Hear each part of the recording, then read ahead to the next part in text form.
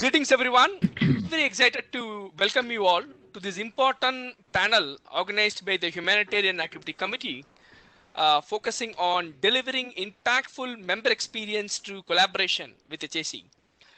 Today, this panel is more important and relevant given the pandemic situation because we need the best-in-class technology to address the grandest sustainable development challenges as well as emerging global challenges due to the pandemic situation.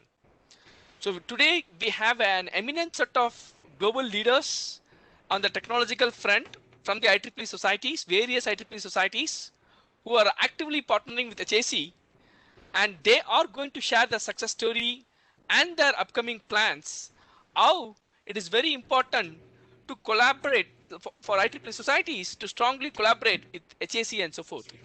I am Sampath Veeraraghavan, the Global Chair for the 2021 Humanitarian Activity Committee. I will be serving as the moderator for this panel today. This year, we are strongly working with IEEE regions, IEEE societies, and also whatnot, other IEEE entities like MGA, EAB, standards, tech ethics, entrepreneurship program, you name it, and HKN, you name it, we wanted to collaborate it.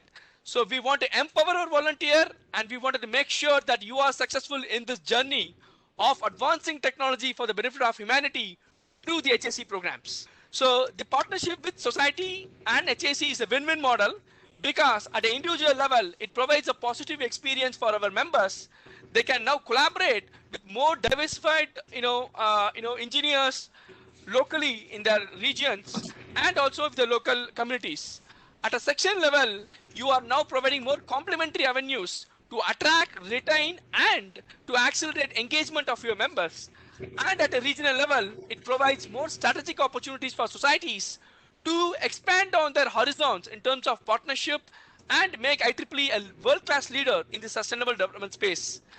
With that said, I welcome Dr. Fernando to provide his presentation on the collaboration of IEEE EDS Society with HAC.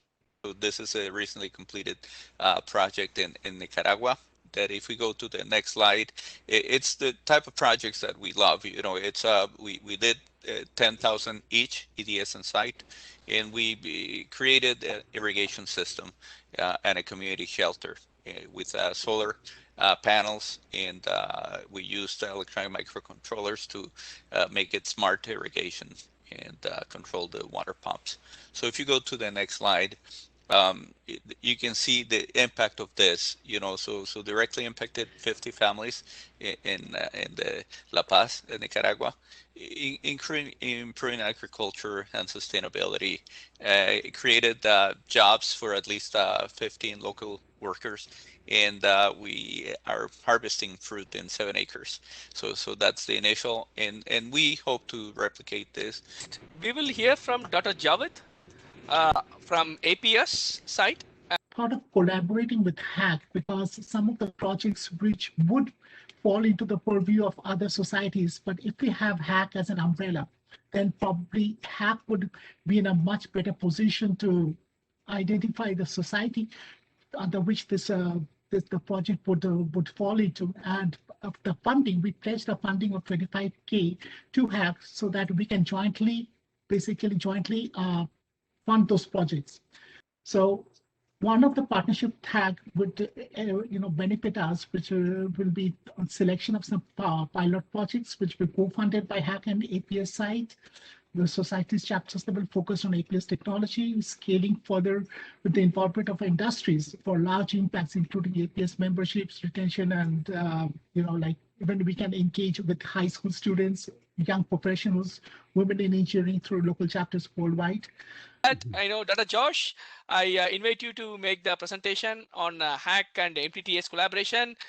So very recently, in March 18, similarly to APS, as we just saw, a formal meeting took place between HAC officers and MTT-S representatives to explore the opportunities to implement pilot projects co-funded by HAC and MTT-S site, and to be implemented at the society, section, and chapter levels focused on RF and microwave technologies with direct applications to humanitarian aspects and social aspects, and with the eventual involvement of industry looking for a larger impact of these projects.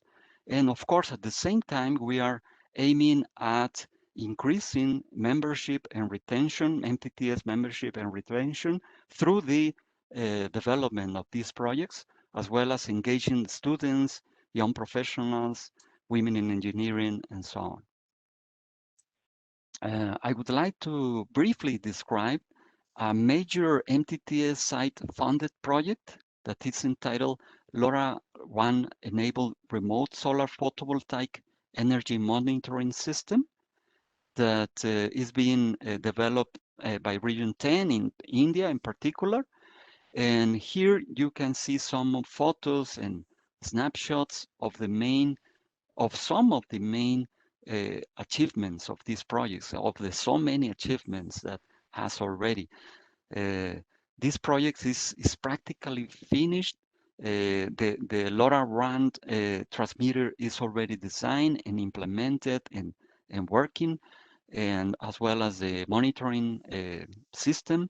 And it essentially consisted, this project, of developing a low-cost wireless solution to monitor solar panels installed in very inaccessible places or in very small villages that don't have the infrastructure for communications, the typical infrastructure communication that is available in most metropolitan areas. I welcome Ken to provide his insights and his thoughts about how it is important for IEEE Entrepreneurship Program to partner with the HAC this year. So our engagement really started around that. Holly asked me, I think it was in 2018, to serve as a joint liaison to the UN Major Group on Youth and Children and go to GSTIC. And so I started working with them. And I was working on behalf of both IEEE Entrepreneurship and HAC. I was serving both roles. So I was basically a liaison. That's what started our collaboration. And then we've had a liaison ever since that day from now on. And I was it for a while. Janati is it now. But basically, we have done this global pitch competition every year. GSTIC, by the way, stands for Global Science Technology Innovation Conference. It's held usually in Brussels every year in the fall. It's all about the UN SDGs. And we run a pitch competition that's global. We got the first year, I think we had like 72 videos. The second year, we had like 46 videos. And they're judged in those three categories, again, from, basically product ideation, one of, aspiring entrepreneurs, through startups, through scaling and growth. And then because I was involved with HAC, I got introduced to Power Africa by Nero and Smart Villages. So we started working with them and we did some tutorials for them last year. We actually did one in Nigeria with Sampath when he was there. And then we did one last year virtually. It was supposed to be held in Nairobi, and we'll do some more stuff this year. And one year we had Kartik come speak at GSTIC. And this year, Sampath and Holly and a bunch of people are organizing a session. We have signed an MOU with GSTIC. So the IEEE actually is now a strategic partner of GSTIC. So we do plenary sessions. Last year, we planned 2 plenary sessions. And this year, Sampath and HAC are planning a bunch of them. So really helpful on that spot. Really what we saw today is about each of the society and important programs like entrepreneurship programs. Everybody is seeing the value of HAC, right? How we are all coming together, to leverage not only the best-in-class technology, but also to empower our volunteer. This is your story, right? Empower you all at the grassroots level, so you will have more opportunity and have a positive experience through the humanitarian activities programs at the grassroots level. So you can give it back and contribute towards the greater purpose of serving humanity through technological innovation. How important, for every programs in IEEE to leverage HAC as a mechanism to provide this kind of complementary avenues, for our members. What do you think about that? Please. Yes. Well, I think it is pretty clear that most of the people that is interested in hack and site perspective are young people, right? Most of the members are very young. So I think it's a very important opportunity for technical societies to reach more people and to enlarge the impact of the technical society by itself, to increase membership, etc. Because I think once the technical society approaches relevant problems of the society in general and of humanity, I think it will be much more attractive for young people to get involved in those fields. So I just like to add a point. Like all societies, we have an education, vice chair, but each of them works independently. We really need to integrate and be able to take projects across the boundaries of our societies. Importance of approaching these opportunities from a multidisciplinary perspective, Okay. right? I think it's very important. In my opinion, that's the most important, I would say, difficulty for implementing site and hack projects addressing problems, social problems, because the problems usually require a multidisciplinary approach. Because all of us here in the panel today, our goal is to serve you by giving you more opportunities to, to build a better tomorrow for the marginalized community.